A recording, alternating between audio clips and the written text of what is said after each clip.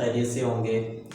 अच्छा, तो हमारे इस चैनल पे जो कि मैथ से रिलेट करता है, आज हम यहाँ पर शुरू करेंगे क्लास 9 का एक्सरसाइज, क्लास 9 की एक्सरसाइज नंबर 6.1 के कुछ क्वेश्चन हम सॉल्व करेंगे, क्योंकि इसमें मैंने असल में कुछ ऐसे क्वेश्चंस को सिलेक्ट किया है कि जिसे मैं सॉल्व करूं यहाँ। वो कुछ ऐसे हैं जो कि टफ है और मुश्किल होती है सॉल्व करने में। कई बार बहुत ज़्यादा मुश्किल पेश आती है स्टूडेंट्स को उसे सॉल्व करने में, उसे समझने में। तो इसलिए मेरी कोशिश यही है कि मैं ऐसे क्वेश्चंस को चूज़ करूं, सिलेक्ट करूं और वही सॉल्व करूं कि जो आपके लिए टफ है। तो उसमें कुछ ये 6.1 की एक्सरसाइज है जहां पर क्रैमर्स रूल्स जो है नहीं समझ आता, कई बार बहुत ज़्यादा मुश्किल पेश आती है क्रैमर रूल पे सीखने में। और नंबर 2 पे हमारे पास इन्वर्जन मैट्रिक्स मेथड जो है वो भी थोड़ा सा टफ है। सो आज की वीडियो में हम देखेंगे कि कैसे टू लीनियर इक्वेशंस को मैट्रिक्स में इन्वर्जन मेथड से कैसे सॉल्व किया जाता है। सो हमारे पास 2 इक्वेशंस मैंने लिखी हुई है। वैसे ज़रूरत नहीं थी 2 की, एक ही काफ़ी थी, लेकिन 2 कर लेते हैं। खैर, फर्स्ट इक्वेशन जो है हमारी वो है 2x - 2y is equal 4 and 3x plus 2y is equal 6। हमारे पास 2 लीनियर इक्वेशन है और इसे आज हमने जो मेथड यूज करना है वो है inversion method, the matrix inversion method. ये हमने आज यूज करना है और इसी के मुताबिक इसे सॉल्व करना है। और इसके साथ साथ सेकंड, दोनों ही मेथड में सॉल्व करने के लिए हमें सबसे पहले करना क्या होगा? सबसे पहले हमने इस इक्वेशन को, ये जो हमारे पास 2 इक्वेशंस है, लीनियर इक्वेशन है, इन्हें हमने शिफ्ट करना है मैट्रिक्स शेप में। सो मैट्रिक्स शेप इनकी लेने के लिए हम इन दोनों को मैट्रिक्स शेप इनकी बनाते हैं। 2 3 -2, अगर 2 हो वैल्यू के साथ, माइनस की वैल्यू हो तो उसका माइनस लेना जरूरी है। पॉजिटिव हम नहीं लेते। उसकी वजह यह है कि जहां कुछ नहीं होता वहां पॉजिटिव होता है, साइंस के हवाले से। देन सेकंड मैट्रिक्स जो है वो हमारा होगा x and y। Then third is equal 4 and 6। Matrix shape बनाने के बाद हमारा काम क्या होगा? सबसे पहले हम इन्हें, इन सब मैट्रिक्स को नेम दे देते हैं। जैसा कि मैं कह देता हूं ये A है, ये B है और ये हमारा X मैट्रिक्स है और दरमियान में इज इक्वल है। जब भी हम कोई भी क्वेश्चन सॉल्व करते हैं तो हमने फाइंड क्या करना होता है? ये एक्स वाई वेरिएबल्स की वैल्यू को हम फाइंड करते हैं। सो वो हमारा, यानी कि हमने एक्स मैट्रिक्स फाइंड करना है। जब एक्स मैट्रिक्स फाइंड करना है तो हम क्या करेंगे? इस वक्त हमारी जो सिचुएशन है, ए एक्स इज इक्वल है बी के, A multiply by X is equal है बी के, और एक्स इज इक्वल है बी ए इनवर्स बी। ये ए इनवर्स क्यों हुआ? लेफ्ट साइड पे मल्टीप्लाई हो रहा था एक्स के साथ, बी के साथ जाकर डिवाइड हो जाएगा। जब हम नीचे से डिवाइड से ऊपर वाले वेरिएबल के साथ कुछ मल्टीप्लाई करते हैं दूसरा नीचे वाला वेरिएबल, तो उस सिचुएशन में वेरिएबल का साइन चेंज हो जाता है। सो ए इनवर्स बन गया। अब हमने x अगर फाइंड करना है तो हमें a इनवर्स को मल्टीप्लाई करना पड़ेगा b के साथ, जबकि हमारे पास यहां पर a इनवर्स मौजूद ही नहीं है। तो करेंगे क्या, सबसे पहले हमें इससे भी पहले करना होगा ए इनवर्स फाइंड, कि ए इनवर्स फाइंड कैसे करना है। और ए इनवर्स फाइंड करने के लिए ही मैंने अपनी प्रीवियस वीडियो में ये बात सिखाई थी और ये क्वेश्चन सॉल्व करना सिखाया था कि अर्जाइंट कैसे लेते हैं और डिटर्मिनेंट कैसे लेते हैं, क्योंकि इनवर्स इन्हीं दो चीजों से फाइंड किया जाता है। सबसे पहले हमें अर्जाइंट लेना आना चाहिए, अर्जाइंट ऑफ ए डिवाइडेड बाय ए का डिटर्मिनेंट। हम ये मेथड अप्लाई करेंगे, हमारे पास इनवर्स आ जाएगा और जब हम उस इनवर्स के आंसर को, यानी जो हमारे पास इनवर्स की वैल्यू आएगी उसे हम मल्टीप्लाई कर देंगे b के साथ, तो हमारा a inverse multiply by b जब हम अप्लाई करेंगे, दोनों को आपस में मल्टीप्लाई करेंगे तो x की वैल्यू आ जाएगी, यानी हमारा x मैट्रिक्स फाइंड हो जाएगा और हमारा x भी निकल आएगा और y भी निकल आएगा। सबसे पहले हम करते क्या हैं कि a मोड फाइंड करते हैं।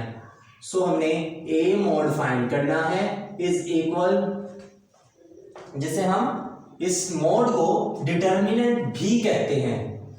क्या कहते हैं? डिटर्मिनेंट। सो हमारे पास मैट्रिक्स जो है a का वो ये है 2 -2 3 एंड 2, ये हमारे पास मैट्रिक्स है।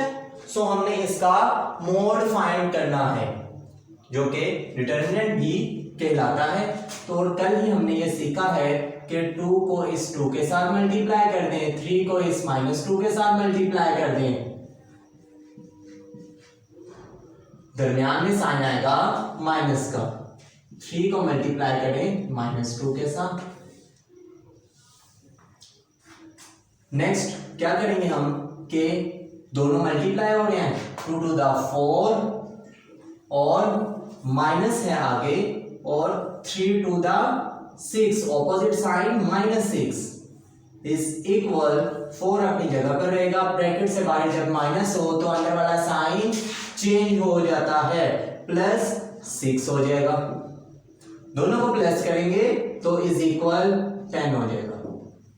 हमारे पास a का डिटर्मिनेंट 10 आया।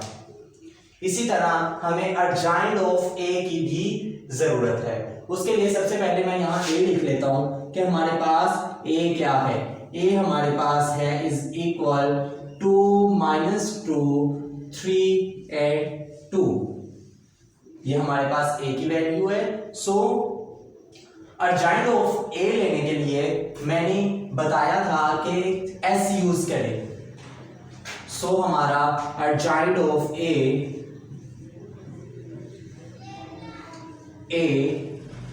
इज इक्वल क्या होगा, वो ये होगा कि हम s जहां से शुरू हुआ और जहां पर खत्म हुआ जिस नंबर पर, उन दोनों का साइन चेंज कर देंगे। जैसे कि 2 नेगेटिव था 2 पॉजिटिव हो जाएगा, 3 पॉजिटिव था 3 नेगेटिव हो जाएगा, और बाकी जो दो वैल्यूज हमारे पास रह गई हैं उनकी आपस में जगह तब्दील कर देंगे, तो हमारे पास अर्जाइंट ऑफ a आ गया। इसी के साथ साथ हमें चाहिए था इनवर्स। इनवर्स लेने के लिए हम करेंगे क्या, हमारे पास inverse a inverse is equal था ADJ ऑफ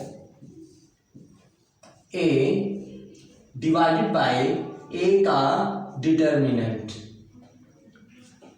सो हमारे पास डिटर्मिनेंट वैल्यू जो आई थी वो आई थी 1 डिवाइडेड बाय 10, और हमारे पास जो अर्जाइंट आया है वो है 2 2 -3 एंड 2।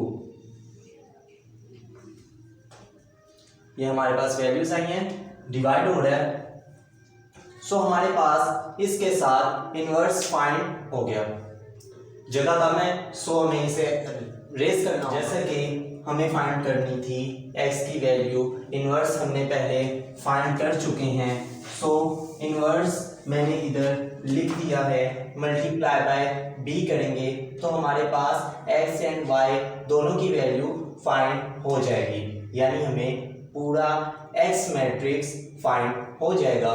सो आप जानते हैं कि x इन दोनों ब्रैकेट्स आपस में मल्टीप्लाई हो रही हैं, first bracket and second brackets, दोनों ब्रैकेट्स आपस में मल्टीप्लाई हो रही हैं और इन दोनों को मल्टीप्लाई कैसे किया जाएगा।